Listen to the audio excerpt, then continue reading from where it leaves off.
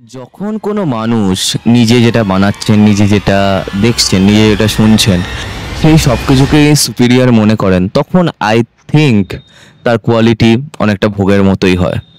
I think Parambrata has done the same with his craft.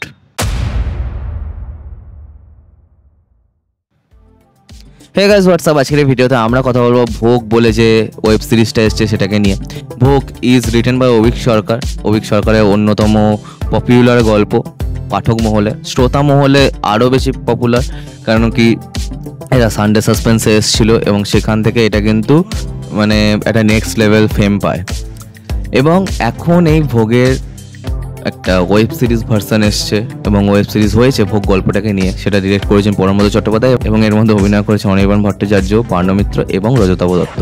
আমার এবার কথা হচ্ছে ভোগ সিরিজটা কেমন লাগলো। তো প্রথমে যদি আমি বলতে হয় যে আপনার যদি মনে হয় if you want to see the series, হ্যাঁ, এই আর্ট ফর্মটাকে যদি আপনি দেখতে চান, এই পিসটাকে যদি আপনি দেখতে চান, then you can go for it. ঠিক আছে, আমি বলবো না যে দেখবেন না বা এটা আপনার টাইম ওয়েস্ট করবে।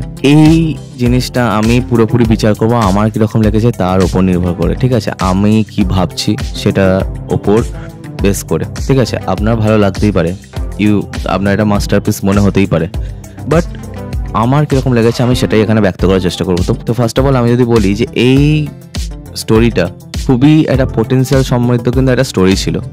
এটার মধ্যে আমরা অকাল্ট দেখতে পাচ্ছি, আমরা এটার মধ্যে পজেশন দেখতে পাচ্ছি, মানে দুটো হররের যে মেন এলিমেন্ট অকাল্ট এবং পজেশন, সেইগুলোর কিন্তু ব্লেন্ডিং, জনরা ব্লেন্ডিং কিন্তু এই গল্পটার মধ্যে আছে। তো তাই আমরা বুঝতেই পারছি পোটেন্সিয়াল ওয়াইজ এই গল্পটা কিন্তু খুবই হাই অন ছিল, খুবই ভালো ছিল। এবার একে একে আমি পজিটিভ পয়েন্টে চলে আসবো, যেগুলোর সংখ্যা আমার কাছে খুব যে বেশি তা নয়।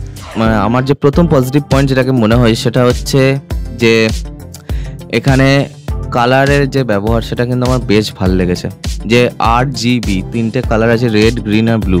ঠিক আছে, তো এখানে ভগবানের যখন সে দেবী মাতঙ্গী যখন অ্যাকশন করছেন তখন সেই সময়টা লাল হয়ে যাচ্ছে, লাল রং দিয়ে সেটাকে ডিনোট করা হচ্ছে, তো সমস্ত মানে দেবীর সমস্ত অ্যাকশনসগুলোকে।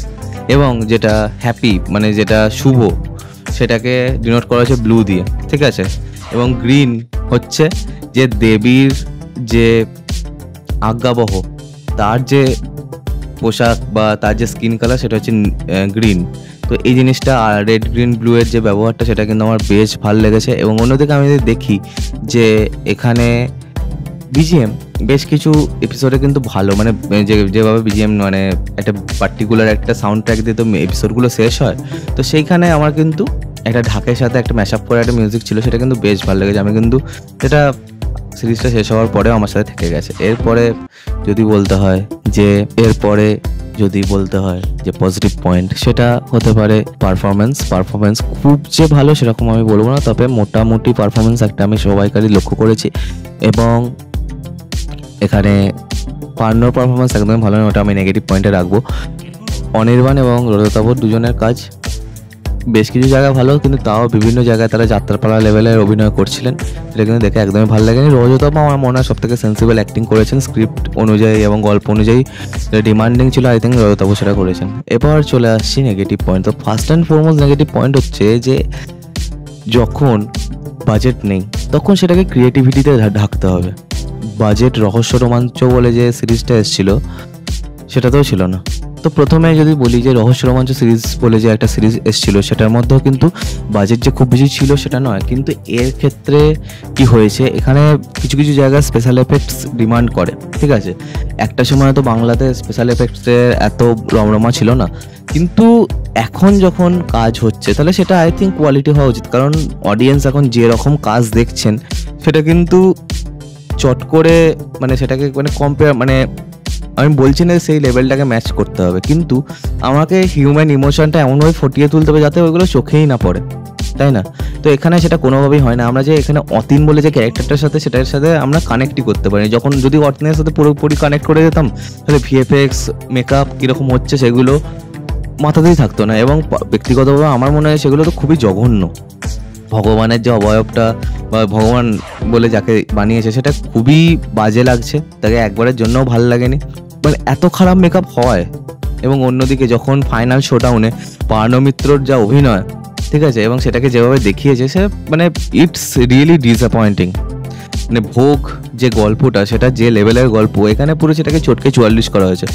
তো পরমব্রত যেরকম একটা চিন্তাভাবনা নিয়ে থাকেন, তার কাছে এটা কিন্তু বিশাল যে বড় ব্যাপার সেরকম নয়। এর পরেও তিনি এরকম আরও অনেক সিরিজ বানাবেন, নিকশ ছায়া পার্ট 2 আসবে, এবং এগুলো হিউজ নাম্বারে কিন্তু এটা ভিউয়ারশিপ জেনারেট করে দেয় প্ল্যাটফর্মকে। তাহলে এটা প্ল্যাটফর্মের জন্য ভালো প্রজেক্ট, কিন্তু যখন এটা কিছু মানুষ বলছে যে খারাপ, তাহলে আর শোনার তো কোনো প্রয়োজন নেই, তাই না? এটা খুবই সাধারণ ব্যাপার। তো চলো আজকের মতো ভিডিওটা আমি এখানে শেষ করলাম। তোমরা বলো তোমাদের ভোগ কেমন লেগেছে? আমার তো একদমই ভালো লাগেনি, আমার ব্যক্তিগতভাবে একদমই ব্যাপারটা জমেনি। আর কি সাবস্ক্রাইবটা প্লিজ করে দেবে। তোমাদের আবার দেখা হয়। Bye bye.